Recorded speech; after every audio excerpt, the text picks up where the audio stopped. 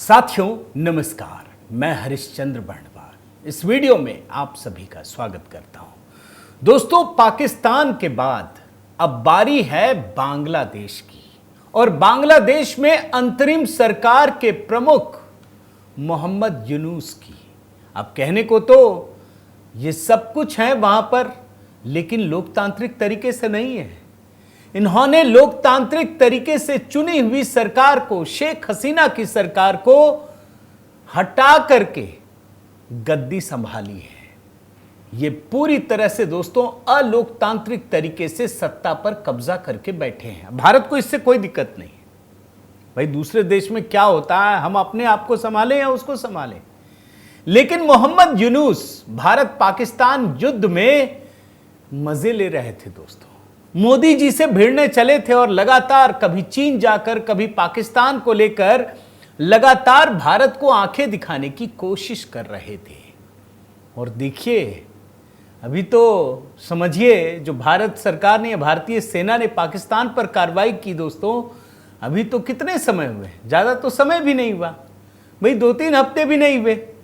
बांग्लादेश में बहुत बड़ी उथल पुथल मच गई है दोस्तों। जो आदमी मोदी से भिड़ने चला था वो गिड़गिड़ा रहा है, मैं इस्तीफा देना चाहता हूं। और इसकी वजह दोस्तों, मोदी सरकार ने अभी कुछ किया नहीं है। 10 प्रहार किए हैं, अभी आज के वीडियो में मैं दिखाऊंगा।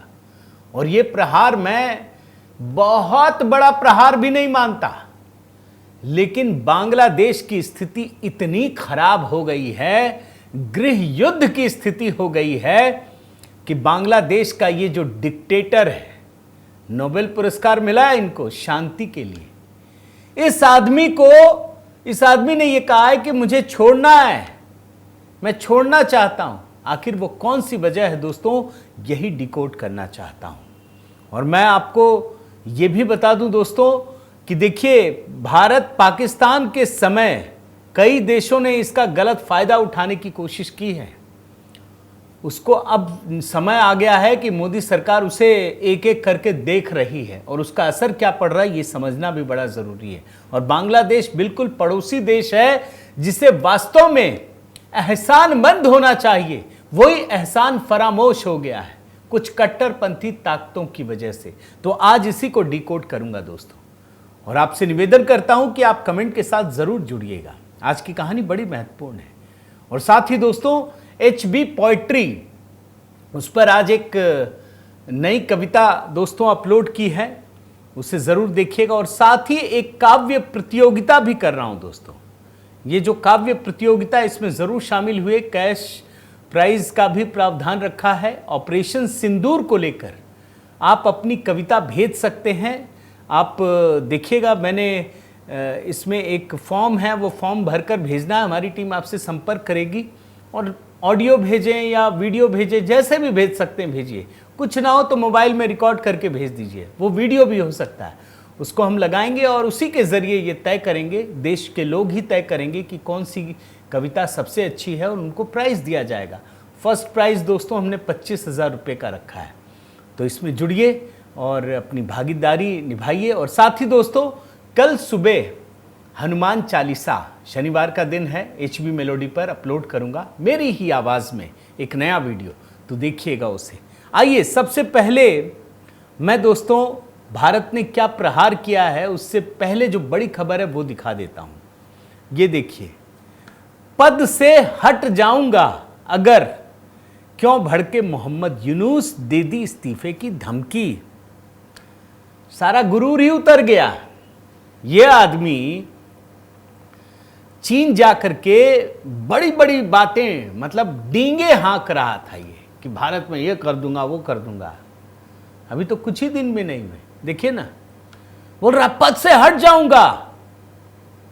और क्यों हुआ जानते हैं दोस्त, क्योंकि जो बांग्लादेश का आर्मी चीफ हैं जनरल वाकर उस जमान, उनके साथ इनका तनाव है। और ये कह रहे हैं भाई साहब, इसमें ये बात हुई थी कि दोनों चुनाव की बात हो रही है, दोनों में झगड़ा भी है। और जब इनको समझ में आ गया कि गृह युद्ध की स्थिति हो गई है, बांग्लादेश की हालत बहुत खराब है।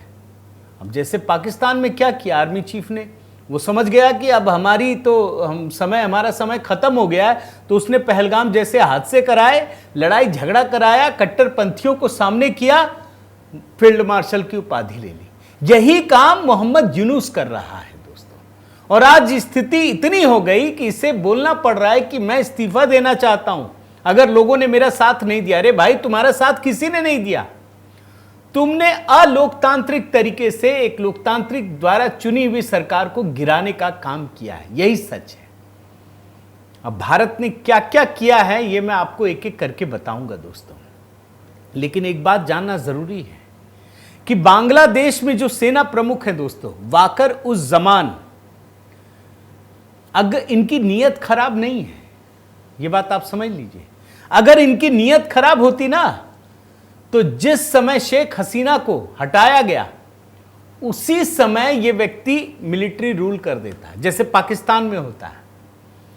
इसको खुद नहीं बनना था, जो बिल्कुल पता चल रहा है। इसे चाहिए लोकतांत्रिक तरीके से चुनी हुई सरकार, और शेख हसीना ने इसको बनाया, यह भी समझ लीजिए। पूरी ताकत है, ऐसा नहीं है कि कोई आकर के हटा दे। अब यही बात मोहम्मद यूनुस को पच नहीं रही है। मोहम्मद यूनुस जम गए, उनको लग रहा है जी अब तो मैं मालिक हो गया, आजीवन बांग्लादेश का मालिक हो गया। सेना प्रमुख ने कहा है दोस्तों कि आप लोकतांत्रिक तरीके से चुनी हुई सरकार नहीं है। आपको तो सिर्फ क्या कहा जाए, आपको अंतरिम सरकार का प्रमुख बनाया गया है। आपको जनता ने नहीं चुना है, तुरंत चुनाव कराइए। और अभी 2 दिन पहले दोस्तों ये सख्त लहजे में कहा उनको कि आप दिसंबर 2025 यानी इस साल दिसंबर तक आप चुनाव कराइए, आपके पास कोई जनादेश नहीं है। आप जानते हैं मोहम्मद यूनुस ने क्या किया? वो एकदम से बड़े बड़े फैसले ले रहे हैं। जैसे मैं आपको बताता हूं कि सिर्फ एक आदेश से जो बांग्लादेश के कैदी है ना, सबको छोड़ दिया गया है। बिना सेना प्रमुख की सलाह लिए राष्ट्रीय सुरक्षा सलाहकार नियुक्त कर दिया, जो उसका दुश्मन है। बिना सेना से पूछे दोस्तों, बिना किसी वजह के, शेख हसीना की जो पार्टी है बांग्लादेशी आवामी लीग, आप समझिए शेख मुजीबुर रहमान की पार्टी है, जिन्होंने बांग्लादेश को आजाद किया, बांग्लादेश का राष्ट्रपिता, उसी की पार्टी पर बैन लगा दिया। यह बात सेना प्रमुख को पसंद नहीं आई दोस्तों, और उसने साफ कहा कि दिसंबर तक आपको चुनाव कराना ही पड़ेगा। अब देखिए मोहम्मद यूनुस क्या कर रहे थे। मोहम्मद यूनुस को लग रहा था यार ये सेना हमारे साथ नहीं है, सेना को ही तख्ता पलट कर दो, सेना में 2 फाड़ कर दो, सेना को भड़काने की साजिश रची गई। लेकिन अच्छी बात क्या है कि वहां के यानी बांग्लादेश के अधिकतर कमांडर जो हैं वो अपने सेना प्रमुख के साथ हैं। अब जो वहां का सेना प्रमुख है दोस्तों और मोहम्मद यूनुस, दोनों के बीच एक और फर्क है, यह भी बता देता हूं। बांग्लादेश का जो सेना प्रमुख है जमान, वो कट्टरपंथी विचारधारा के साथ नहीं है, उसका झुकाव भारत के साथ है। पता है कि भारत के साथ रहने से ही बांग्लादेश विकास की राह में आगे बढ़ सकता है। लेकिन मोहम्मद यूनुस एकदम कट्टरपंथियों के साथ है दोस्तों। इनका पूरा जो बेस है वो घोर कट्टरपंथी है, और तभी जाकर के सेना प्रमुख जनरल वाकर ने यूनुस को चेतावनी दी और यह साफ कहा कि आप चुनाव कराइए और जो भी बड़े बड़े मुद्दे हैं उसमें आप हस्तक्षेप करना बंद कीजिए, सेना को साथ लीजिए, वरना आपके साथ अच्छा नहीं होगा।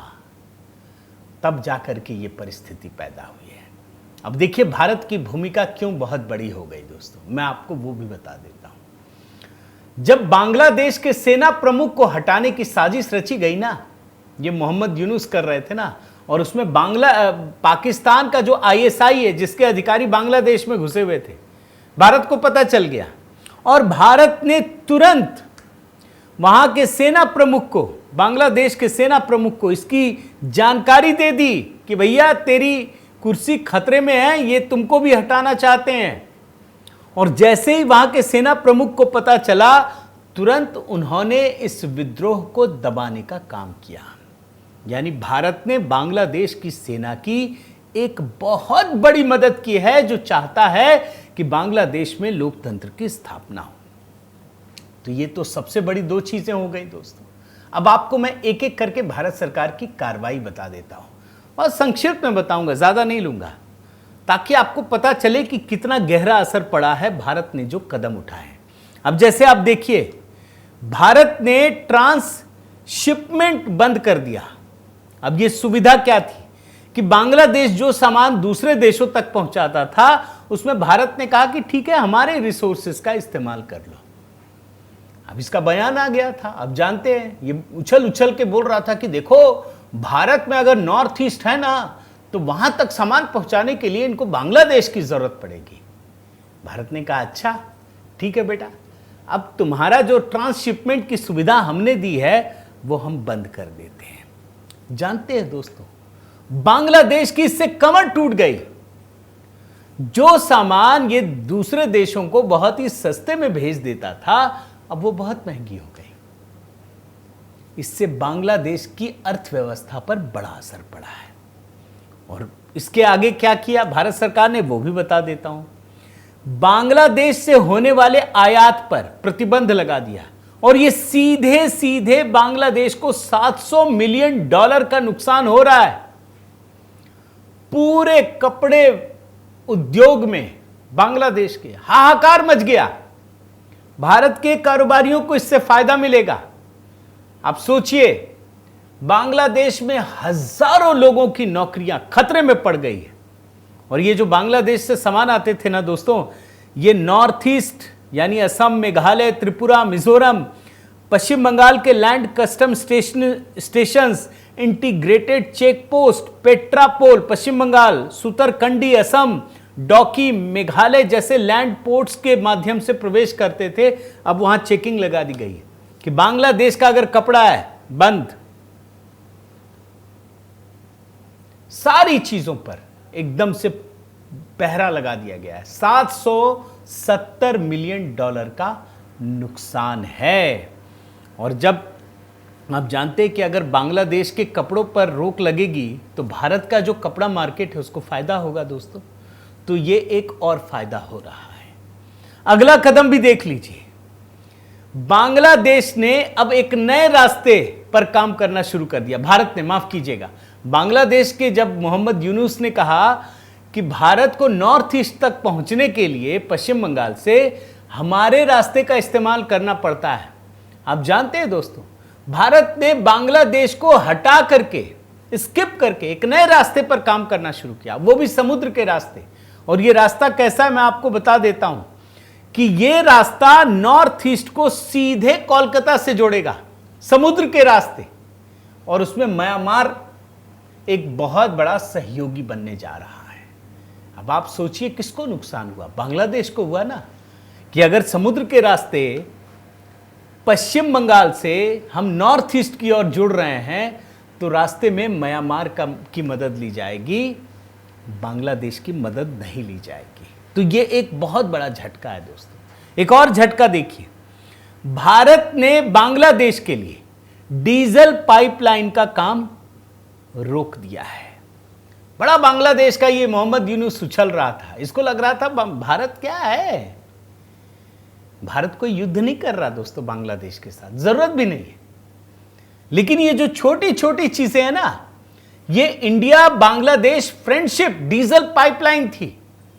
इसमें बंगाल से ये डीजल पाइपलाइन बांग्लादेश के कोने कोने तक पहुंचना था। इसमें सबसे अधिक फायदा बांग्लादेश को होना था। लेकिन जैसे ही बांग्लादेश का ये डिक्टेटर उछलने लगा, पाकिस्तान की गोद में चला गया, चीन की गोद में चला गया, भारत सरकार ने इसको तुरंत रोक दिया और ये साफ कर दिया दोस्तों। और इसीलिए मैं आपको दिखा रहा हूं, extension of cross border diesel pipeline comes to a halt, रोक दिया। अब बोलते रहो जो कहना है, हमें जो करना था हमने तो कर दिया। अगली कार्रवाई देखिए, बांग्लादेश को भारत ने वैश्विक स्तर पर कोने में धकेल दिया है दोस्तों। अब जानते हैं बांग्लादेश का ये जो मोहम्मद यूनुस है वो फ्रांस जाना चाहता था, मिलने के लिए। उसने फ्रांस के राष्ट्रपति को कहा कि हम आपसे मिलना चाहते हैं, मैक्रन से। उन्होंने नहीं दिया समय और मोहम्मद यूनुस को यह ट्रिप कैंसिल करना पड़ा। आप सोचिए, मोहम्मद यूनुस दोस्तों अगले महीने 9 से 13 जून के बीच फ्रांस के नीस में आयोजित संयुक्त राष्ट्र महासागर सम्मेलन में भाग लेने के लिए वहां जाने वाले थे। फ्रांसीसी राष्ट्रपति इमैनुअल मैक्रों से भी मिलना चाहते थे, लेकिन मैक्रो तो प्रधानमंत्री मोदी के खास दोस्त हैं। उन्होंने साफ कहा कि आपके साथ कोई द्विपक्षीय बैठक नहीं होगी, इनकार कर दिया। तो इंटरनेशनल पर्सपेक्टिव में भी देखिए तो भारत ने बांग्लादेश को अलग थलग करना शुरू कर दिया है। एक और देखिए बहुत बड़ी कार्रवाई, मैं तो एक एक दिखा रहा हूं, ये 10 कार्रवाई मैंने निकाला है। बांग्लादेश की ये जो सरकार है, जो डिक्टेटर वाली सरकार है, जिसके मोहम्मद यूनुस मुखिया है दोस्तों, वो लगातार इस कोशिश में लगे थे कि शेख हसीना को भारत बांग्लादेश को वापस कर दे। कभी धमकी, कभी कुछ लगातार बोलते रहे। भारत सरकार ने उसको कोई जवाब ही नहीं दिया। मतलब हां ना तो छोड़िए, जवाब देने लायक भी नहीं समझा। तुम इस योग्य भी नहीं हो। अरे तुम्हारा क्रेडेंशियल क्या है भाई? तुमको तुम्हारे देश की जनता ने नहीं चुना है। अगर तुम्हें तुम्हारे देश की जनता ने चुना होता तो तुम्हारा कोई रिकॉग्निशन भी होता। तुम्हारी हैसियत क्या है? तुम किस हैसियत से मांग रहे हो? और यह हैसियत भारत दिखा रहा है दोस्तों, सेना प्रमुख के जरिए, वहां की सेना प्रमुख के जरिए। यही हकीकत है। एक और देखिए, बांग्लादेश की जो इंटरनेशनल बेइज्जती हो रही है। आप भूले नहीं होंगे दोस्तों कि भारत के प्रधानमंत्री मोदी जी जब ट्रंप के पास मिल रहे थे अमेरिका में, जब वो बने राष्ट्रपति, और जब मुलाकात हुई, द्विपक्षीय मुलाकात, आपको ध्यान होगा, तो रिपोर्टरों ने उनसे सवाल पूछा ट्रंप से कि बांग्लादेश पर क्या करना है। तो उसने क्या कहा उन्होंने कि अरे भैया ये मोदी जी जाने, हमको मत पूछो, वो संभाल लेंगे। तो इंटरनेशनल स्तर पर मोहम्मद यूनुस की औकात क्या, ये तो उसी समय पता चल गया। लेकिन आप आगे देखिए, तुलसी गबार्ड, उन्होंने भी बांग्लादेश में हिंदुओं पर जो हमले हुए उस पर बांग्लादेश को खरी खरी सुनाई थी। और इतना ही नहीं दोस्तों, यूनाइटेड नेशन की जो रिपोर्ट आई उसमें साफ साफ लिखा है कि किस प्रकार से बांग्लादेश में हिंदू खतरे में हैं। यानी अगर इंटरनेशनल तौर पर देखें तो बांग्लादेश की एक बड़ी बेइज्जती हो रही है परसेप्शन के लिहाज से। ये जो बांग्लादेश का मोहम्मद यूनुस है ना, जो नोबेल पुरस्कार के नाम पर उछल रहा था, उसकी इज्जत मिट्टी में मिल रही है। और जब उसकी मिल रही है तो बांग्लादेश की इज्जत वो क्या आगे बढ़ाएगा? आप खुद सोचिए दोस्तों। एक और बड़ा पॉइंट आपको दिखाता हूं, बल्कि मैं 2 बड़े पॉइंट आपको दिखाना चाहता हूं। बांग्लादेश ने इस समय दोस्तों जिस तरीके की हरकत की है, वहां के खास करके ये जो मोहम्मद यूनुस है उसने जो हरकत की है, उसके बाद भारत सरकार बहुत सतर्क हो गई। और भारत सरकार ने एक बहुत बड़ा फैसला किया दोस्तों। और ये बड़ा फैसला क्या है? बांग्लादेश के बॉर्डर पर, जो चीन बांग्लादेश का बॉर्डर है, वहां पर राफेल की तैनाती की गई है।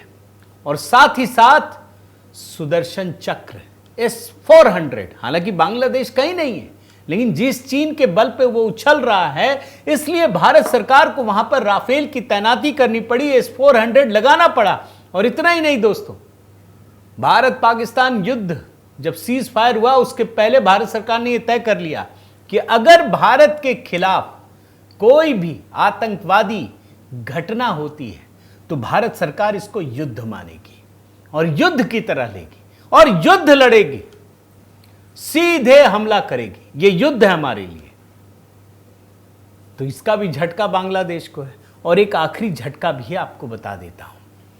ये जो अवैध रूप से बांग्लादेशी भारत में घुस आए ना दोस्तों, अब पाकिस्तान को सबक सिखाने के बाद भारत सरकार ने यह फैसला किया कि इन सभी अवैध बांग्लादेशियों को वापस वहां पर भेजा जाएगा। केंद्र ने बाकायदा राज्यों को दोस्तों 30 दिन की मोहलत दी है।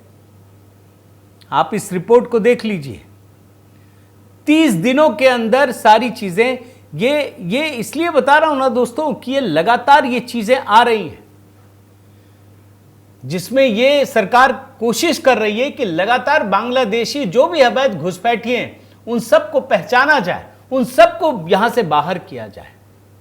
अब ये बांग्लादेशी बांग्लादेश पहुंचेंगे तो आप समझ लीजिए क्या स्थिति पैदा होगी। तो दोस्तों, मोहम्मद यूनुस इस बात को अच्छी तरह समझ गए हैं। उनकी हालत खराब है। जो मोदी जी से लड़ने चले थे, आज उनके ही अस्तित्व पर खतरा पैदा हो गया है और ये जरा होशियार है, समझ गए, इसीलिए पहले से ही इस्तीफे की पेशकश कर दिया है इन्होंने। लेकिन मैं मानता हूं दोस्तों कि मोदी जी के काम करने के तरीके में एक बहुत बड़ी चीज है समय की पहचान करना, समय का इंतजार करना। और वो समय का इंतजार करते हैं, कार्रवाई भी करते हैं, लेकिन समय का इंतजार करते हैं। तो आने वाले दिनों में मैं ये मानकर चल रहा हूं कि मोहम्मद यूनुस के दिन बांग्लादेश में बस गिनती के बचे हैं। इंतजार कीजिए क्या होता है। मैं आपसे निवेदन करता हूं दोस्तों कि इस वीडियो पर ज़रूर अपनी राय रखिएगा, आप क्या सोचते हैं।